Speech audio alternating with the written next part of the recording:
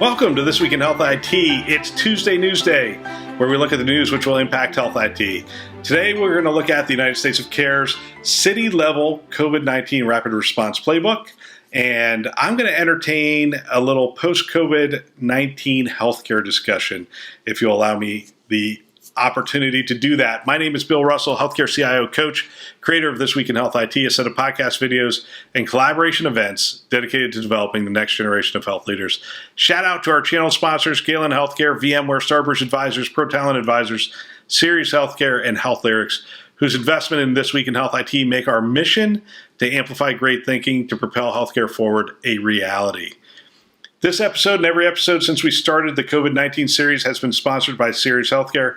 They reached out to me to see how we might partner during this time, and that is how we've been able to support producing daily shows. Special thanks to Sirius for supporting the show's efforts during the crisis. As I said, it's Tuesday Newsday. Gosh, there's always so much to talk about. I'm going to try to keep it to 20 minutes. We have the Playbook, the COVID-19 city-level rapid response from United States of Care. I'll get to that in a minute, but if you'll allow me, I'd like to do a little post-COVID-19 healthcare world discussion. And how I'm going to start this is I'm going to talk about the field reports. Here's what we've learned. We've learned, telehealth, work from home have just exploded, right? So supply and demand and regulatory all came together to blow the doors off of telehealth. It used to be hard to get physicians to really listen to the discussion because, workflow was so hard. I mean, they had to do in-person visits, they had to do televisits, they had to do messaging through the portal, and it was too convoluted, too much. The reimbursement also didn't support it. Then the offices emptied, reimbursement changed, and the physicians had time on their hands, and they then knocked on our door and said, make this happen. And so that changed everything in a matter of weeks. But that's not the only area where we saw really tele take off. And I'm going to use the word broadly here and just talk about the area where video really has taken off in the last couple of weeks. Families visiting with their sick patients, with their family members in the hospital via televisits has been one of the things we've done. Video used in the care of non-COVID chronic patients, as well as IoT devices and other devices. Video used to minimize the amount of times that clinicians have to go into the room. Video has been used for huddles, for our teams. It's been used for collaboration with our work from home staff. So you see, we have gotten really good at using video over the last 6 to 8 weeks. So that's one of the things we're learning from these 37 some odd interviews I've done right now from the front lines. A couple other things, new venues, drive-through testing was stood up in most communities, converted whole hospitals. The conversation about the hospital for special surgery changing almost overnight into a COVID hospital was just incredible. That's a conversation from Friday, and I highly recommend listening to it. We've converted stadiums and parks to field hospitals. Mobile units became COVID screening units. So all sorts of new venues were rethought in a very rapid time frame. Community engagement, chatbots received wide adoption. Chatbots were sort of inching along in our industry, and then all of a sudden, everyone was saying, I need a chatbot on my website. So very interesting to see how that has been just wide adoption, implemented very rapidly. Call centers were radically changed to provide outbound information. But not only that, the call centers themselves were just completely dissected and rebuilt as remote units, right? So we used to have, if you've ever been into a call center, it's impossible to practice social distancing in a call center. So, we took our phone systems, we moved people out of their homes, and we're getting the same level of service with people working from their homes. Very interesting. So that's some of the stuff we've heard. Reporting, data governance. Data governance is something that moves at a glacial pace in healthcare, and we now have it clicking on an hourly pace in some health systems. Very amazing work. Reporting moved very rapidly as well to create tracking metrics, new screens. We track constrained resources and other things. Data science took on a new level during the pandemic. Finally, work from home. I got to come back to this. Work from home at this scale for this industry was just never really thought possible before, and now we're doing it. And we're learning a lot from it. I'm going to get to that in a minute. We thought through succession plans, maybe some of us for the first time. Huddles have become really much more effective communication tools. Communication from top to bottom has really been thought through. We've stood up these command centers, and the communication is probably more clear than at any time within our history, in recent history anyway. And just the crazy back and forth went away. We became very focused on the best care for our community, no one left behind. Let's get it done. That level of focus provided the much needed clarity that really enabled us to move this fast. So, what does post-COVID-19 look like for healthcare and health IT? Now, I realize this might be a little premature. This is This is premature to have this conversation. But as a leader, I think it's important to be banging some of these ideas around within your head, even back and forth amongst your leadership team. I've heard of organizations actually setting a work group up of people that are considering what post-COVID is going to look like, and I recommend that as well. So in that spirit, not to be insensitive, because I'm not trying to be insensitive, but to just start throw out questions that are rolling around in my head that I wanted to capture, and I'm going to use this venue to capture it. I'm just going to throw them out to you. I wanted to get the conversation started. If you want to have the conversation with me, shoot me a note, bill@thisweekinhealthit.com. If you want to discuss it further on the air or even off the air, more than happy to do that. So here's some of the questions I'm considering. Let me check my time real quick. Okay. Man, that was a long setup for that. So here's some questions that are rolling around in my head. What's going to remain from a post-COVID world from a national level? Will there be a greater demand for public health? Obviously, there's going to be. But at what level? Where? What are going to be the demands on the health systems? What about research? Is research going to become more tightly linked to the medical record? And where's that link going to happen? Is it going to happen at the EHR? Is it going to happen at the individual health systems? What about pandemic prep? Are we going to be asked to do that at a city level, at a state level? At a national level, are we going to have to prepare plans in conjunction with the other health systems in our region? Who's going to coordinate that? What kind of work is going to be required? That's at the national level. What's our president going to do? What are the executive orders that are going to stay in place? What aren't going to stay in place? But even as important at this point is what are our governors going to do? Right? Never let a good disaster go to waste. We've heard people say that. And I think you're going to see governor responses be all over the board, depending on, how they think the government should play a role in this moving forward. I was a CIO in California, and I can almost guarantee you that the work that is going to be required from California health systems from the governor is going to probably be more labor intensive than what you're going to get from the federal level. Just my 2 cents. I'm sorry, I just want to throw out the questions. I don't want to be answering this stuff, but what about interoperability? What about it? How about national data models? Do you think that's going to be a thing in order to be able to respond to these things faster? Perhaps genetic testing on a national scale. Do you think that'll be a thing? What about within your system? Work from home. Is it here to stay? How was it for you? I mean, did you experience a productivity drop like we anticipated we would feel, or did productivity pretty much hold true to what it's been in the past? And if it did hold true, are we going to bring everybody back into the health system? Are we going to put them back into expensive real estate just to get everybody back into the same room? Which of the telestrategies do you think are going to stick? This is the $1 million question. How much of the funding will remain for telehealth? And if it does remain, what are we going to do? HIPAA is probably going to be coming back. They eased those restrictions. Does that mean that Zoom is out? Do we have to put something more sustainable in place? Are we ready to put something more sustainable in place? What about physicians practicing across state lines? You think that's going to stick, or do you think that's going to snap back? How did getting to IT a little bit, how did your infrastructure and operations really scale?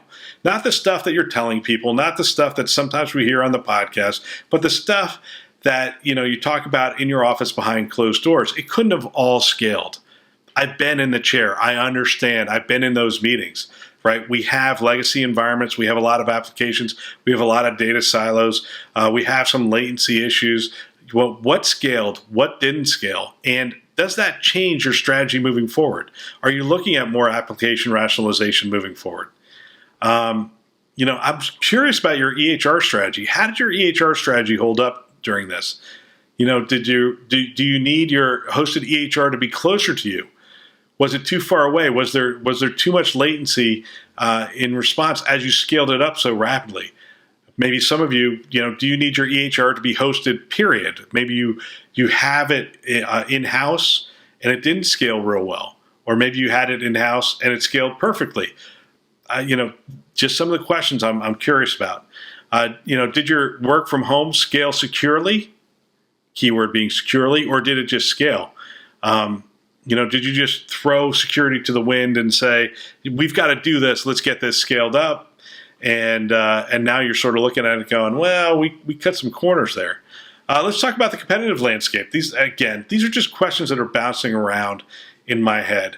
Do you think the competitive landscape changed at all during the COVID-19 pandemic? If the rest of the economy is any indication, the healthcare economy has been impacted. So let's talk about it. Which healthcare entities did well during the crisis? If you don't think any of them did well, then you're probably not paying attention, because right now the insurance companies are swimming in cash. They collect monthly fees, and none of their clients have had to go to the hospital for surgery or other procedures. They've collected 2.5, 3 months of cash with little to no outlays. That to me means that they're going to be cash rich coming out of this thing. And not many organizations are going to be cash rich coming out of this thing. So, who operates the most in that model, and how much cash do they have? If, one of the things I'm thinking is, does that create a new opportunity? If who's going to have cash coming out of this? Who's not going to have cash coming out of this? How are they going to use that cash? If regulations don't change, will people be able to launch new services into your market? Are they going to be able to do telehealth into your market? What are they going to be able to do? Will people be more open to telehealth? I don't know, just some things that are bouncing around in my head. Will your communities be looking for different services post-COVID?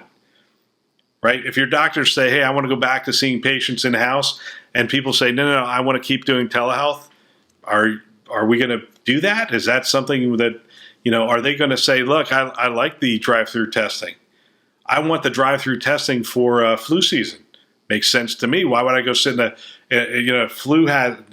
people didn't know what the transfer rates were for the flu and for other conditions. Now they do. They've been educated. Well, that's great that they've been educated, but now that they've been educated, they might be sitting there going, hey, why are we practicing that way? Maybe we should do drive-through testing for flu. Maybe we should do some of that stuff. Another question, did any of the non-traditional competitors take a hit? Right? So our non-traditional competitors were making headway. Walmart was opening up facilities. Did they do well? How about CVS, Aetna? CVS, really. How did they do during this? How did their care centers do during this? Walgreens, how did they do? How did Amazon do during this? Amazon actually announced some of their financials today. They seem to have done pretty well. I just don't know what areas or what sectors that did really well. But I just wondering, did any of the non-traditional competitors take a hit? Are there any other service opportunities that are going to bounce back, but they're going to be short on cash? There are a couple of industries that are related to healthcare that took a major hit, dentistry being one of them, right? So just like none of us have gone to get haircuts, very few of us have gone to get any dentistry work done in the last 2 months. If this drags on, there's going to be a significant shortage of cash within the dentistry space, which is related to healthcare, and there's going to be an opportunity there for organizations with cash. What about 21st century cures and interoperability? do you think the urgency on that increased or decreased during this COVID season? And I think it's likely increased, and I think it's going to move forward. Just wondering if we're ready. Well, those are just some of the things that are floating around in my head. Love to discuss with you. If you have some ideas, shoot me a note, bill@thisweekinhealthit.com. All right, I want to hit this playbook. Hey, this is a great playbook. If you get a chance to take a look at it, it's at the United States of Care, and it's called the Playbook, City Level COVID-19 Rapid Response to Serve At-Risk Populations. Case study, New York City COVID-19 Rapid Response Coalition, April 2020 launch. So the New York City COVID-19 Rapid Response Coalition is called CRRC. Hard to say. I will try not to mess it up. And in the United States of Care, target audience for this is people in cities that are looking with a patchwork system that are looking to put something in place rapidly to serve the underserved populations. The scope, first of all, it's just a really well done presentation. It has their guiding principles, has their goals, and then it talks about their product. And their product really is about, the CRRC product is about providing the information to the vulnerable population so that they can receive care. And what they're doing is they're stitching together this patchwork of organizations in order to provide the best care to that population. So they have a dynamic texting platform that allows simple script writing to connect patients with support, draws from analysis tools and pre-existing data sources, contacts high-need individuals identified through patient risk assessments, and connects them with telehealth and teleservices. And then it goes on to say a network of relationships that weave together care provision and support from a coalition of 60-plus social and clinical services, data and analytics from a variety of sources, including healthcare payers and navigators. I'll have a link to this presentation. I think, again, really well done. The CRRC process and tech overview has a flow chart, which I think, again, is it's high level, but it's really well thought through. It starts with the data. They create the analytics. They end up creating the registries, which they call rosters. And then they have a coordinating center, which makes the right contact, connects people with the right care at the right setting. The partnerships are providers and some significant providers within New York.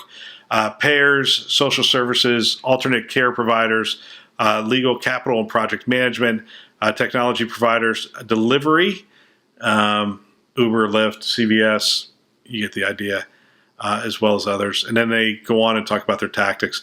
I like this presentation. I think we're going to be giving a bunch of presentations in the not too distant future around our plans around COVID-19 and what we've learned and what our strategy is going to be moving forward. And I think I'm looking forward to seeing some of those presentations and seeing how we sort of frame up what we've learned and what we think the world post-COVID is going to look like.